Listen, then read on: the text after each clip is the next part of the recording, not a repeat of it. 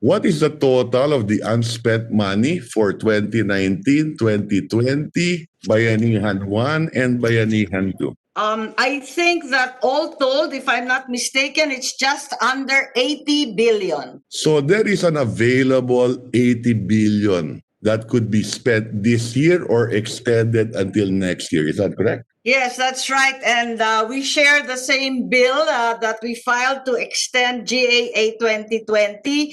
But of course, the good Senator Recto has also included Bayanihan 1 and 2 in that extension. Okay. Now, one last item, Mr. President. How many were affected by Typhoon Quinta? I don't have disaggregated data, but I seem to see that there are a total of several 100,000. I believe this is not complete. Okay.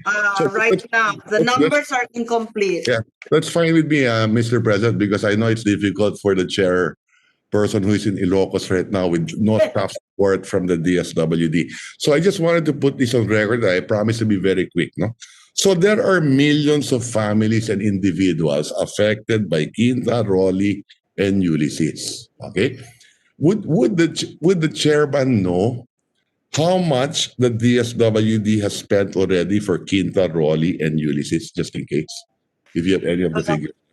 Right now, what I understand is that they have spent, there's close to, originally they spent 125, then there was an additional 665, and then they topped it up with another 665 million. The QRF keeps getting topped up.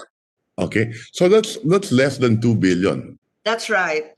Okay, now would the chairman also know the damages to these families, the cost of the damages of Quinta, Rolly, and Ulysses? Because sa ngayon, wala pang masyado nagagastos ang gobyerno to provide assistance to them. It's only been 2 weeks. Yes, that's right. And the point I'm driving at is that there is 80 billion available with DSWD and more to be able to assist these millions and millions of families and individuals affected by the 3 most recent typhoons that we can either use in the DSWD today or put it in a supplemental budget if necessary. And remember, I mentioned yesterday that we have 1 trillion pesos at least in cash, over and above, net yun of what we intend to spend this year. Okay?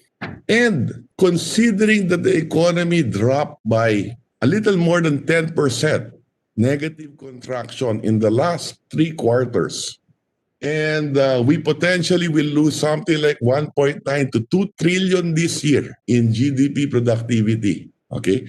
Maliwanag na may pera dito to assist them, lalo na ngayong magpapasko. It's been a very challenging year.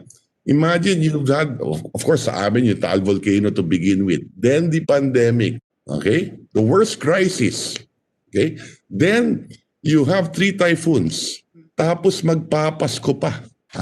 I'm sure naman na ang gobyerno, ang DSWD, considering that there is 80 billion more available, could assist, magbigay naman ng konting kaginhawaan sa malungkot na Pasko para tulungan itong mga kababayan natin na nasa lanta ng bagyo. No? At yung maiiwan naman, syempre agad-agad dapat, would the gentle lady support our initiative that we could extend the validity, yung hindi magagastos para hindi masayang, because we will still have problems next year, at least in the first quarter, moving forward, to extend the validity, to find a way to extend the validity, number 1, of the 2020 budget, particularly, if not the entire General Appropriations Act, at least of the DSWD, and hopefully we could do the same for Bayanihan 1 and 2, so that there are more resources. Total, inutang na rin natin pala yung pera ngayon. Inutang na yan eh. Okay? The 1 trillion I was talking about yesterday is net off spending 4.1 trillion this year. It's already a given that you will spend the 4.1 trillion this year, which we have not yet spent anyway.